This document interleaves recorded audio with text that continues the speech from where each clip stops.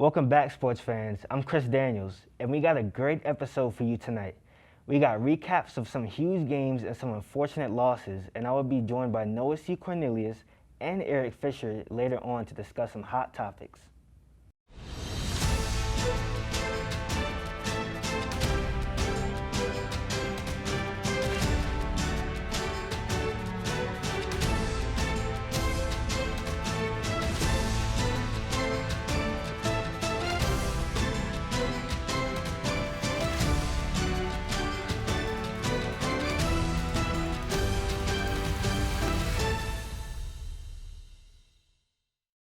After their close game against Marshall last week, the Mountaineer football team traveled to Atlanta, Georgia to play Georgia State Panthers, beating them in an impressive 45-16 showing. The Mountaineers played strong and never let off the gas, playing App State football from beginning to end. From the first drive of the game, App State was in control, with Sean Jolly intercepting a Georgia State pass to give the Mountaineers possession. That was one of the 3 interceptions by App State, with the other 2 coming from Tim Frizzle and DeMarco Jackson. App's second touchdown came from a 33-yard throw to Malik Williams, and the third was from a 79-yard throw to Corey Sutton. In the third quarter, a trick play by the Mountaineers resulted in a big hit to quarterback Chase Bryce, who was taken out for the rest of the third quarter because of the hit. Jacob Huseman stepped in for the rest of the quarter and threw a 5-yard touchdown pass to Miller Gibbs to end the third. Bryce came back in the fourth to finish the game and threw an 80-yard touchdown pass to Christian Wells to show that he was still our quarterback. The final score from App State came once again from Anderson Castle, this time in the form of a 22-yard rushing touchdown to put the final nail in the coffin. App State threw for an impressive 339 total yards and rushed for a total of 180. And on defense, the Mountaineers recorded 4 sacks, with 2 coming from Demetrius Taylor. Next week, the Mountaineers will continue conference play against in-conference rivals Louisiana Lafayette, who are 4-1 and took down South Alabama 20-18 last week. And now to Noah C. Cornelius in the field for a report from the soccer game on Thursday. I'm Noah C. Cornelius, and I'm here with freshman midfielder Carly Lance. Carly, you scored a pivotal PK in the second half. Can you just talk to us about what went into it before the kick?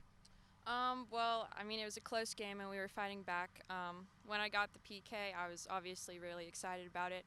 I was a little nervous, but I've taken a lot of PKs, and right before O came over and told me, like, be ready because the keeper will jump early. So I kept that in mind, and she jumped, and I went to the left, and I made it, and that was a great feeling. Next game is Troy on the road. How are you personally preparing for that game? We're just keeping the focus, getting good recovery, keep moving forward and practicing, knowing how we want to play, and just ready to get after it. Once again, freshman midfielder Carly Lance scored a PK in the second half. I'm Noah C. Cornelius here with Coach Sarah Strickland of the Women's Mountaineers soccer team. Coach Strickland, what positives can you take away from the game despite the loss? I thought the girls played really well. I thought we had to make an adjustment for going a man down within the locker room at halftime, and we told them we just have to survive until halftime, and then we'll regroup. We just changed a little bit about the midfield, and then at halftime we drew up what we needed to do, and I thought the girls came out. I thought they stuck to the plan. I thought they did a great job. I thought Carly did a great job of threatening the line and getting into the box, and scored on a terrific PK, but a very, very well-earned PK.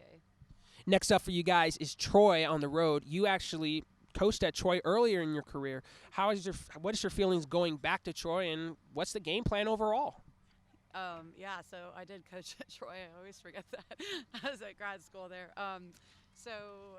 As far as the game plan, they're pretty fast up top, but I thought, they're definitely not faster than South Alabama. So, as far as the style of play, we're still going to try to find balls into people's feet, find someone underneath, and then find balls out wide. So, stick to what worked.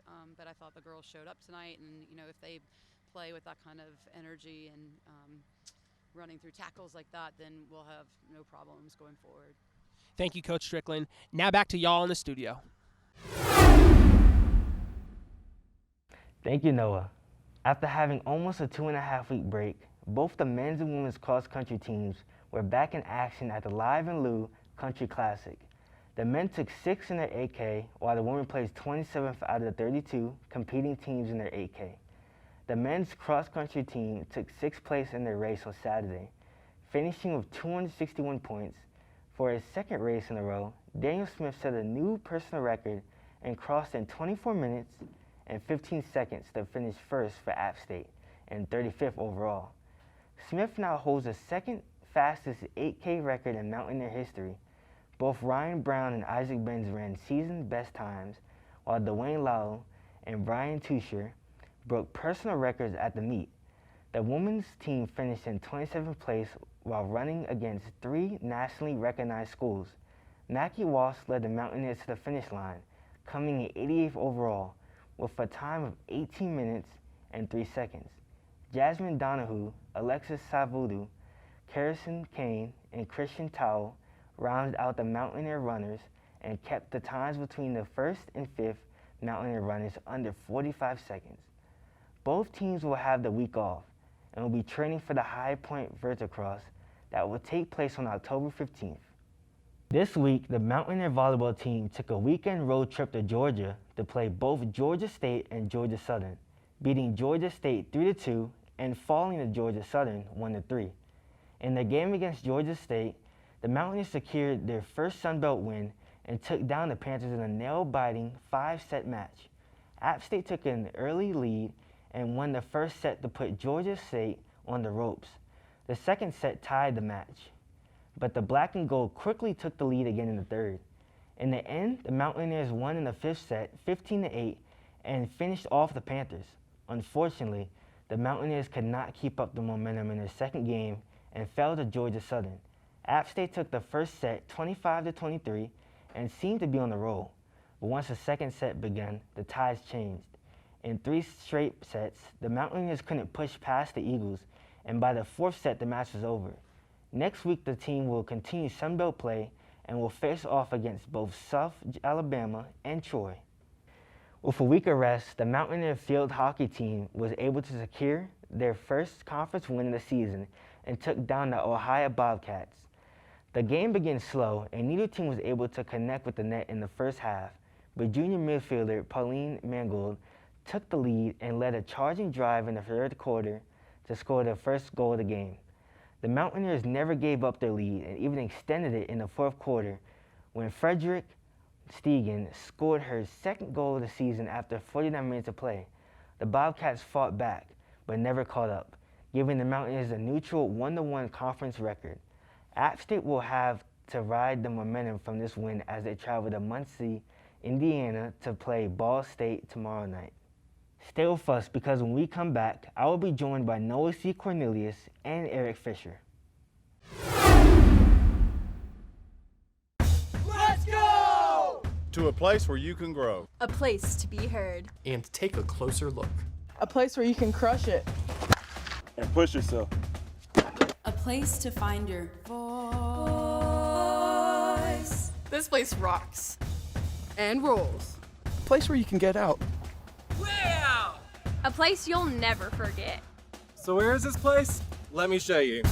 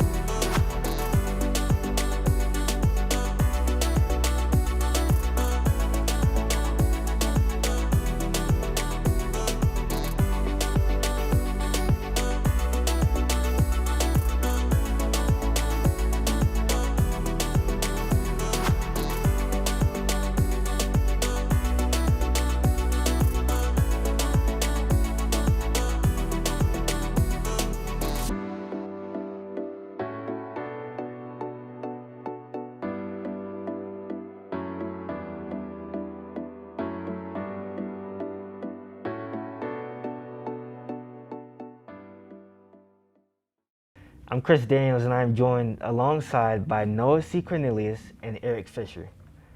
Now, guys, this past week we saw App State destroy Georgia State. What are you guys' reactions to this? Yeah, I thought it was a great game. Honestly, I mean, because we've been on the show together, how I've been talking about App State, I've been sounding very, almost let down.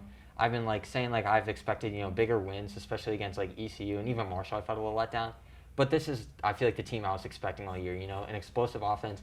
But the defensive line was where, they shined. DeMarco Jackson, 9 total tackles, 6 solos, and a sack, and also an interception, too. I mean, just a great day for him, getting recognition on the national level from ESPN.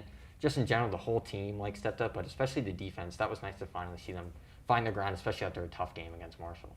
Yeah, defense really stepped up, but I was looking at the offense. We won 45-16.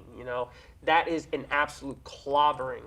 We clobbered them. And I said last episode I wanted Chase Bryce. I wanted to see more from Chase Bryce. He had 326 passing yards, 3 touchdowns, and 0 interceptions. That's big in a conference game against a team like Georgia State. That's really big. He did get injured, unfortunately, had to come out of the game. Yeah. Jacob Huseman stepped up and scored a touchdown, which is good, But I'm really happy with the performance from Chase Bryce, given everything considered.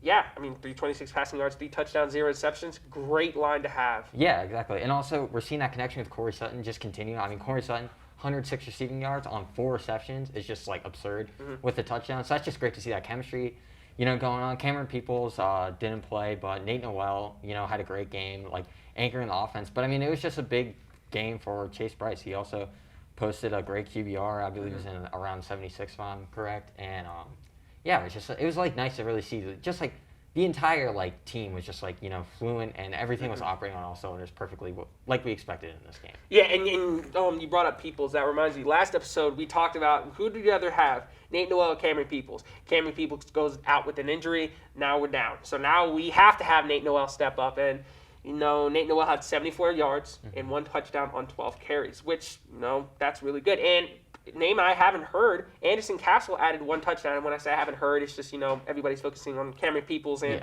Nate Noel. So good for Castle. He added a touchdown. I think it sucks not having Cameron Peoples, but Nate Noel definitely stepped up in a big way. Yeah, definitely. Yeah, you guys both talked about some of the great offenses and defensive stuff during this game. But first, before I dig into what I want to talk about, I want to give a shout out to Thomas Hennigan, who made his 56th career start for this game. They set a program record and broke the first place tie with cornerback Jerome Touchstone. He played for the App State football team 2004-2007. So again, big shout out to him. So I'm not gonna touch on what you guys touched on because you guys did amazing. But I want to talk about how Georgia State, their record against App State. Every single time we played them, we absolutely destroyed them. 45 points isn't something that's easy, You're facing great college teams. But the all-time record against Georgia State is 0-8. They have a 0-8 record against us. So every time we face them, we have their number. Yeah. So App State showed dominance as normal. This is what we're used to.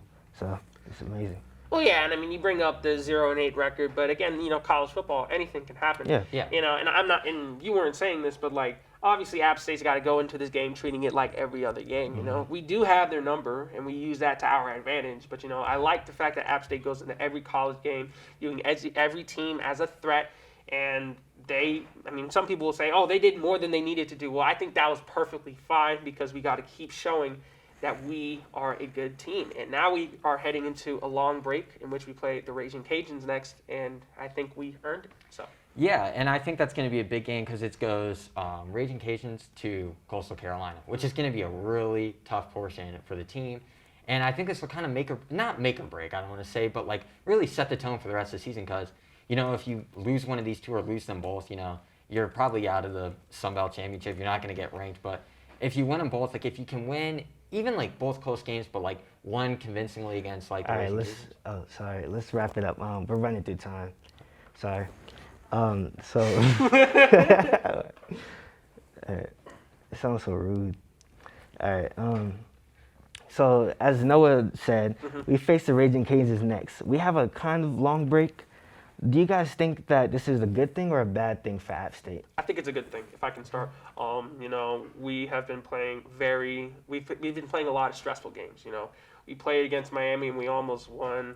We've played a lot of games that, like, we blew out teams, but that takes a number on us. We can't keep going in every week. And this is a weird comparison, but in 2015, the Carolina Panthers were on like a 14-game win streak or something, and they were just going in constantly, week in, same game plan. And then the Atlanta Falcons found them and kind of got their number, and they ended up losing, and that kind of set up their failure in the Super Bowl. But obviously there's no college Super Bowl. But what I'm trying to say is it's good to have a break, Yeah. We have been playing at 100% intensity every single game, I mean, Chase Bryce had a scary injury moment in that game. Yeah. So it will be good to have a little bit of a break going into a weak ULM team.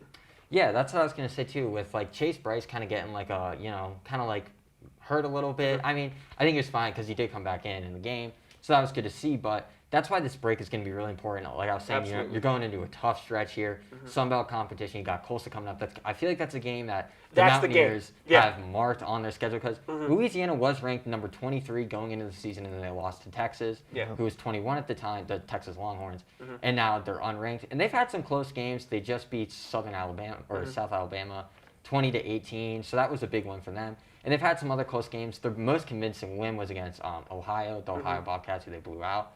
So, I mean, I think Louisiana's kind of been, not a disappointment, but hasn't been as dominant as I feel like a lot of people are predicting in the preseason. So, I hope App State, they had the 4-1 record, but, like, if you really look at it, it's kind of like, oh, maybe they're not as good as we thought. I really hope App State, with the break, doesn't go into this game kind of on, like, cruise control, almost in a way. After a big-time win, it's great. Confidence is going to feel like they're going to feel like, just more relaxed, and I hope they do feel relaxed and natural, but they don't underestimate the Raging Cajuns, and then just like I hope they don't look ahead just at Coastal and overlook the Raging Cajuns. What I'm kind of trying to say here.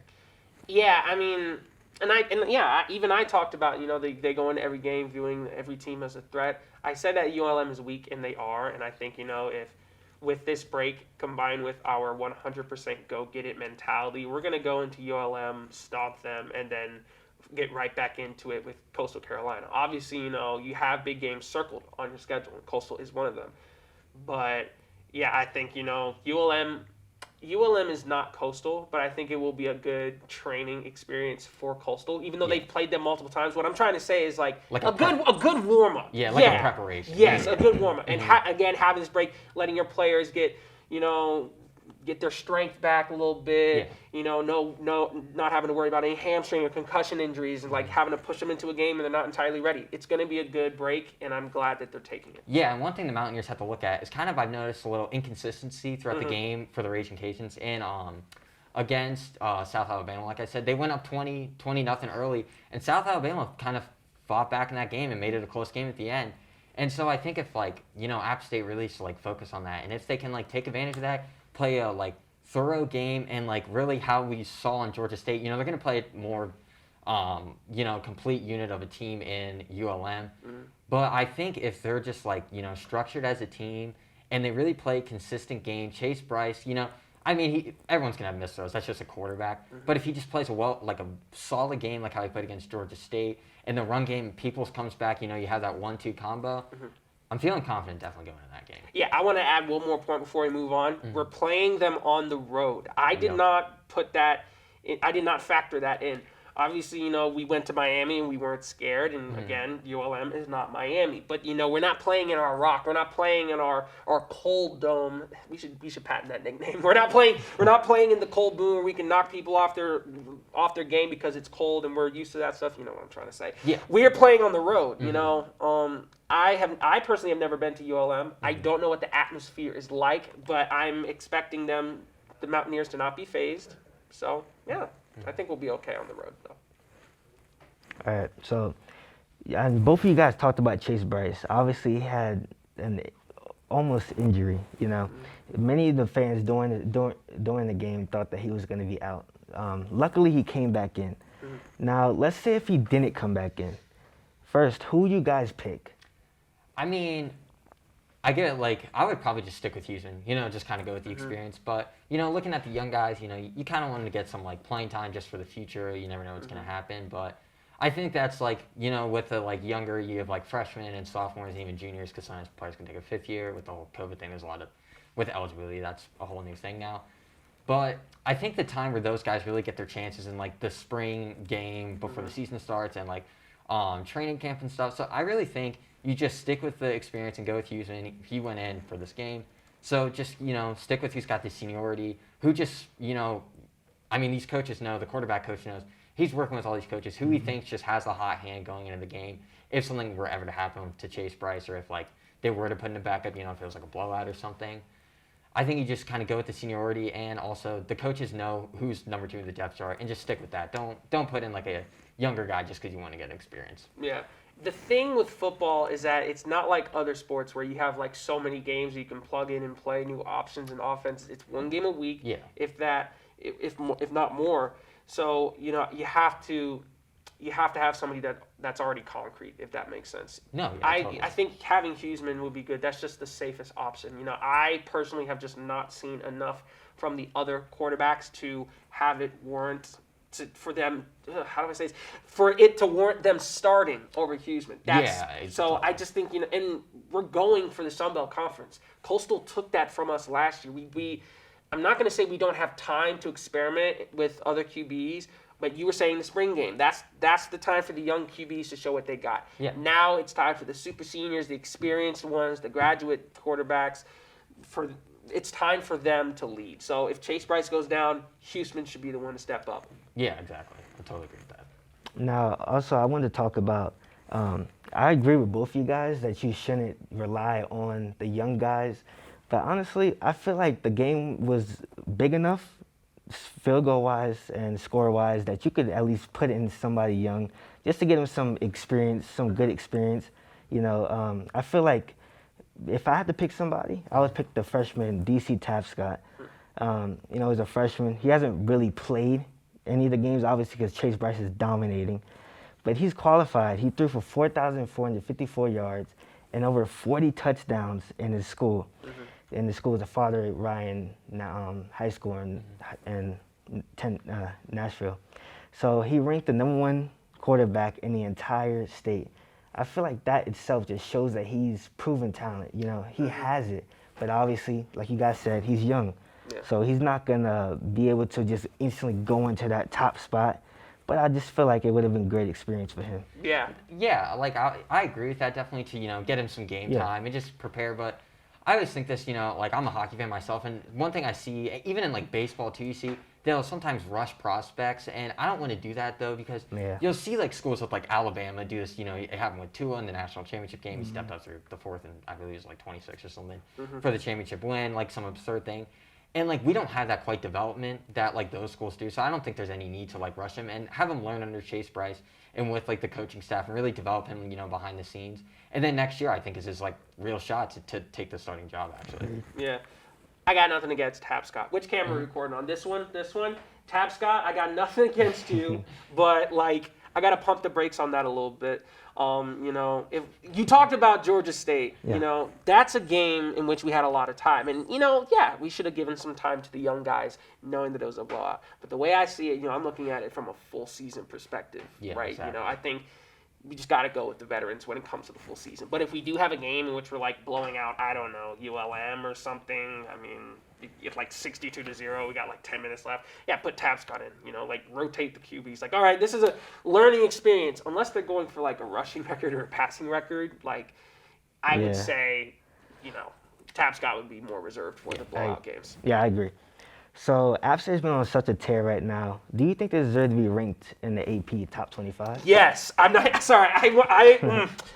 When we talked about this question in the production meeting, I immediately was like, yes. It's like, why aren't we ranked? Hold on. I'll look it up later. But it's weird to me that we're not ranked. I know, obviously, we're not going to be in the top 10 because those are reserved for, like, the powerhouse teams. Yeah. But the lower 20 to 25, we can beat those teams easily, hold on. I know we can beat those teams. I think if anything, we should at least be ranked 25. We deserve to be ranked. We are good. We deserve the ranking. I just think ESPN needs to put some respect on our name. That's all I'm saying. I totally get what you're saying. I want the recognition. I think we are one of the better teams and like programs in the country, and they deserve that. This program, I mean, you can look back all the way to like when they pulled out the upset against Michigan as an FCS school. Even when they were an FCS school, they were dominating. This program has always been improving consistently throughout its history. But I don't think we are yet to be ranked in the top 25, deservedly so. Hold on. You're saying we can't beat San Diego? We can't beat SMU? I'm not. I mean, it could happen. It could happen sometimes. But SMU is a like high power offense with like crazy scoring, and we barely beat Marshall, who lost to ECU, and ECU is in the AAC with SMU currently. So you're looking at like AAC teams and San Diego State as well. So I just don't think we're there. But I think these next two games is how it will decide if we're going to be okay. Because if we take down Louisiana, maybe more convincingly so, like a double-digit win, and even if it's a close one to Coastal, I think they get ranked no matter what. And if they take down both those teams and win, and maybe one is more convincingly so and one's closer, then I think there's no doubt that they should be ranked, and even past the top 25, and I'm saying like top 20, like near where Coastal's ranked. Yeah. I think they deserve that. But right now, looking at how they've had some wins, it was way too close to Marshall for my liking. They definitely should have won the game against Miami. I think it makes sense not being top 25 yet. Yeah, on paper, I get what you're saying, and I like you because you're the logic guy. I'm the emotion guy. Like, I'm always like, yes, we deserve to be ranked. But like, looking. So let's. Oh, really? Yeah, I'm sorry. So much fun. All right, Chris, do your job. Okay, so. Do your job.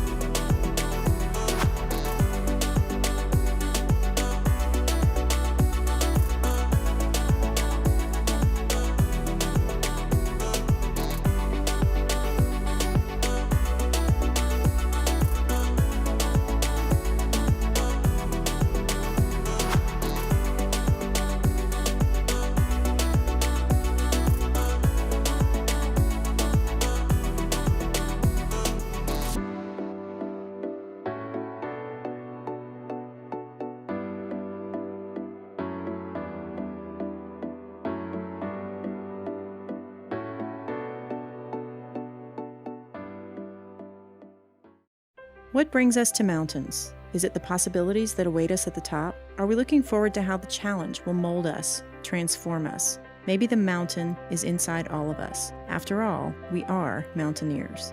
Appalachian State University. Looking forward to next week. The football team will be playing on Tuesday against Louisiana Lafayette on ESPN2. Volleyball will be playing South Alabama tomorrow on ESPN+, and Sunday against Troy. Field hockey will be playing against Ball State tomorrow and Bellarmine on Sunday. And soccer will be playing against Troy tonight and Texas State on Sunday on ESPN+. And that's all we have for you this week. I'm Chris Daniels, and this has been The A-Game.